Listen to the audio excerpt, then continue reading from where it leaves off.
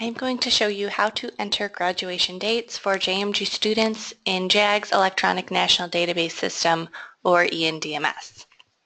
This is a simple process that needs to be done for students upon graduation. Typically, it should be done by the second Wednesday in June. If your school graduation is happening after that second week in June, but you have students you know will graduate, go ahead and enter their graduation date.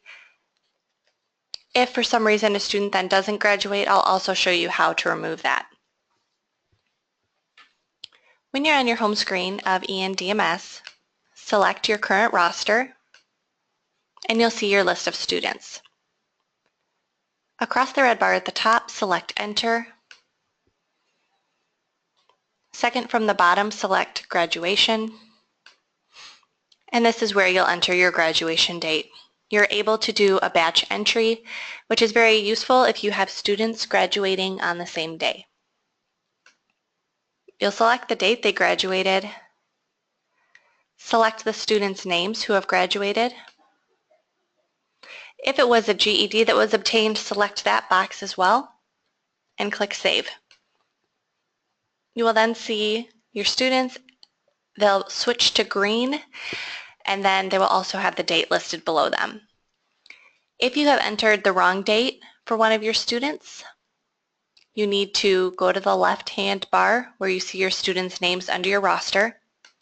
So for example, if student A did not actually graduate and I accidentally selected them, what you'll need to do is select Contact/Demographics.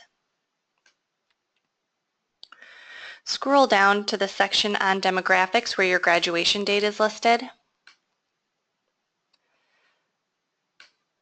If the student did not graduate and you need to have the date removed, just select the X on the far right-hand side to clear that field and click Save at the bottom. If the student did graduate but you had previously put in the wrong date, you can then select the correct date and click Save.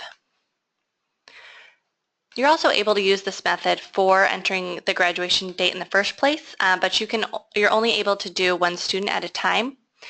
So I prefer to use the batch entry since in general students graduate on the same date.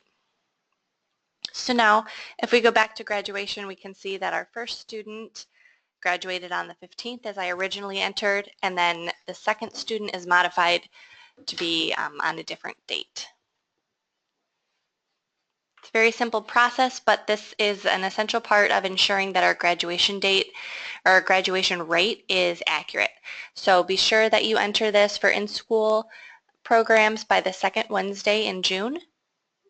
If for out-of-school programs, it needs to be entered when the student graduates. So you don't need to wait until a certain date. You'll just go ahead and do it whenever it is that the student obtains that credential.